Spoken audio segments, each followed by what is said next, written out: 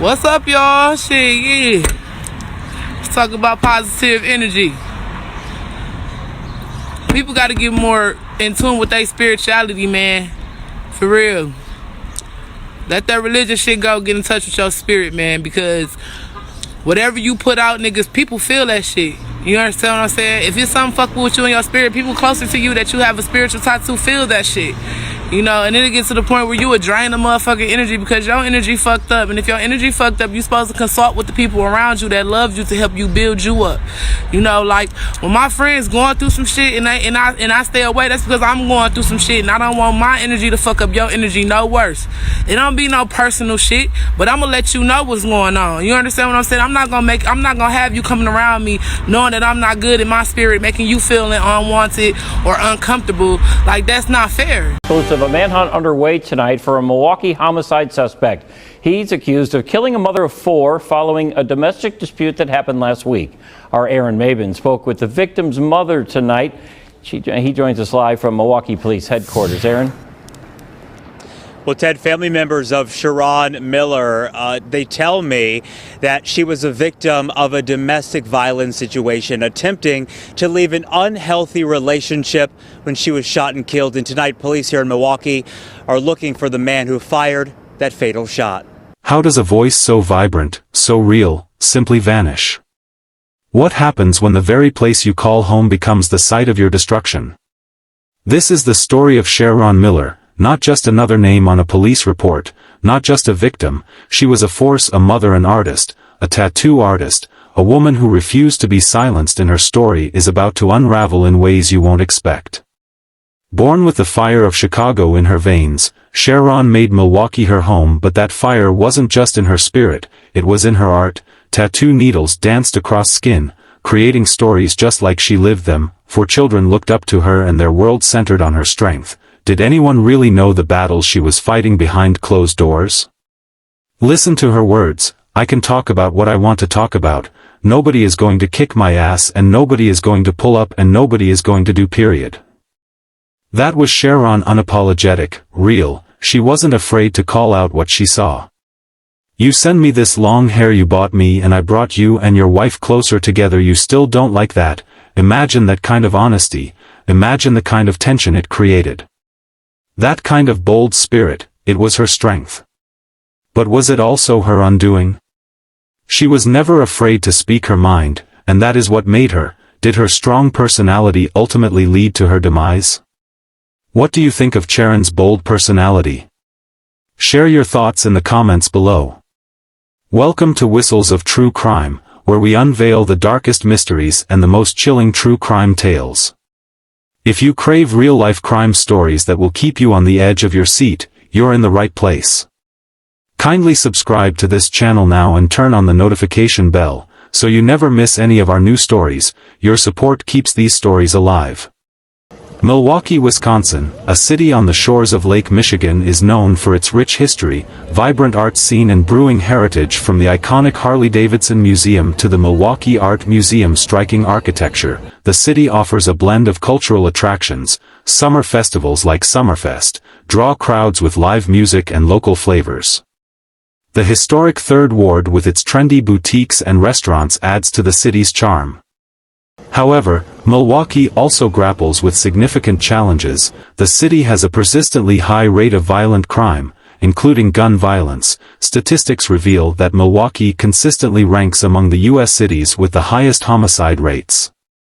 The prevalence of gun-related incidents casts a shadow over the city, impacting communities and contributing to a sense of unease. This contrast between Milwaukee's cultural vibrancy and its struggles with crime forms a stark backdrop to the tragic story of Cherron Miller, highlighting the complex realities faced by its residents. Imagine a past that shadows your every move. Darnell Kimball, armed robbery, drug possession, a man with a record, a history of violence. He entered Cherron's life, a storm cloud rolling in. What did she see in him? What did she overlook? Their relationship? Not love, but a battleground. You broke ass, she said. Anytime you can sit here and settle for being with somebody that you're not even naturally attracted to, that you don't even like. The words sting, don't they? Raw and honest. This was Cherron speaking, but these were also the sounds of a relationship breaking, conflict, tension, the constant threat of something more. Was this just arguing, or was it something far more dangerous? They shared a home. 2800 block of North 52nd Street, Milwaukee, a place meant to be safe, a sanctuary, instead? A pressure cooker, every argument, every raised voice, another crack in the foundation. Did the walls hear the danger before anyone else did? She decided to leave. Brave? Foolish? Desperate? She went back to that house to gather her belongings, to reclaim her life. That return was a turning point, a gamble. She knew the risks, but did she know the price? As she walked back into that house to collect her things, was it a final goodbye, or did she think she would be returning? Did she have a feeling that this was the end? What do you think drove Cherron to return to the house? Share your theories below. September 12, 2019. Cherron Miller walked back into 2800 North 52nd Street. Not to stay, but to leave. To take what was hers, clothing, memories, a final act of defiance. Did she sense the danger waiting behind that door? They started as words, then they turned. Darnell's mother, a witness, described the shift. An argument broke out, simple words, but they mask a violent truth. Cherron swung her arm, a reaction? Self-defense? Does it matter? In that moment, the line was crossed. Words turned to violence in a matter of seconds. How quickly can a life change? Darnell Kimball pulled a gun and pointed it. Cherron was struck, abdomen, arm down. A single act, 2 wounds, a life extinguished. Was it a calculated act, or a moment of uncontrollable rage? The house became a crime scene. Cherron Miller lay on the floor. 911 was called. Panic, desperation, police arrived. The street lights reflected off squad cars. A life was fading and rushed to the hospital. Time slipped away. 1 a.m., September 13th. Cherron declared dead. Did anyone see this coming? Could anyone have stopped it? In those final moments, what do you think was going through Cherron's mind? Share your thoughts in the comments below. The yellow tape went up 2800 North 52nd Street. Now a crime scene. Investigators combed through the house. Every detail, every mark mattered. They found Cherron Miller's body. They documented the scene. The search for answers had begun. How do you piece together a life cut short? Darnell Kimball's mother spoke, a crucial witness. During the argument, Miller swung her arm at Kimball, a detail that changed everything. Kimball then pointed a gun and shot Miller, her own son. Her own words. What does a mother do when faced with this truth?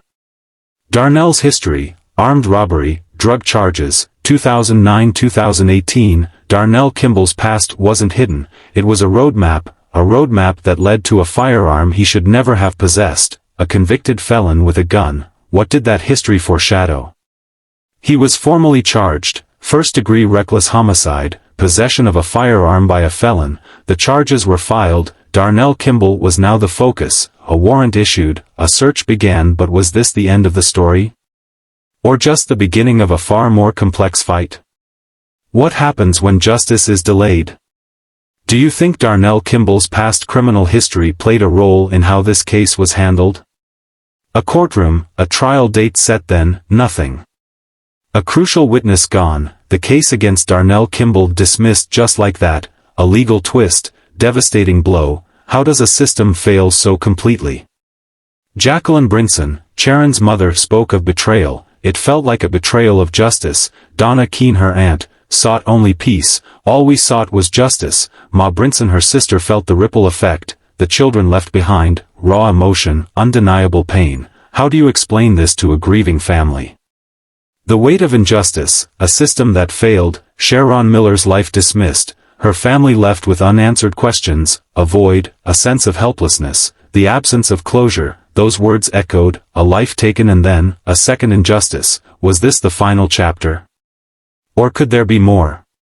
What do you think is more painful, the loss of a loved one, or the feeling that the system failed them? Even with a dismissed case, Darnell Kimball's actions had consequences: felony gun possession, a state sentence, probation, the system still saw him, but for Cherron, it seemed too late. Was this just a pattern, a cycle of legal encounters? Then a shift, prosecutors acted, refiled charges, first-degree reckless homicide, felony gun charges, a new warrant, a renewed pursuit. Was this a genuine attempt at justice or a legal necessity? Hope flickered, a second chance, justice being served, words from Cherron's mother, a fear though, history may repeat itself, a determination, they wouldn't give up, not again. Is this renewed legal action enough to bring them peace, or is it another setup for disappointment? Do you think the refiling of charges brings true hope for justice, or is it just another legal hurdle? The man accused of killing a woman nearly 4 years ago is charged again. Fox 6's Bill Miston joins us live. Bill, the original case here was dismissed, and my understanding, this all came down to one key witness. Yeah, a witness who never showed up. That's why Darnell Kimball's homicide trial went out the window several years ago. Right now, prosecutors aren't saying what changed, but the refiling of charges signals that prosecutors are ready to take the case to trial again. The ball was dropped for justice for my daughter. It reopened the wound and it's all over again. This is Jacqueline Brinson. She spoke with Fox 6 back in November 2020 after prosecutors said a key witness in the trial of this man, Darnell Kimball, failed to show up. He literally shot and murdered my daughter, and he's walking free as me and you.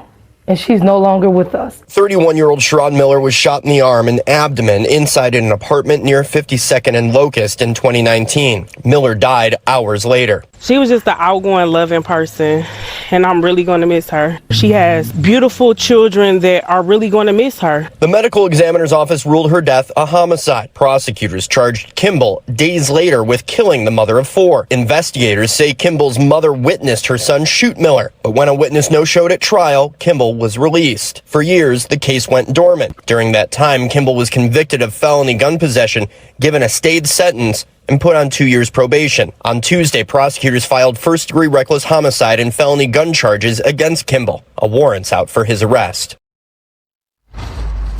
Now, I spoke with Miller's mother, Brinson, this afternoon. She moved away after her daughter's death and is raising her children. She tells me that justice needs to be served, but says justice failed the last time and is worried that history may repeat itself. Reporting in Milwaukee, Bill Miston, Fox 6 News. Usually our focus is on the defendant. Our focus now also on this key witness. We'll see what happens in this case. Bill, thanks.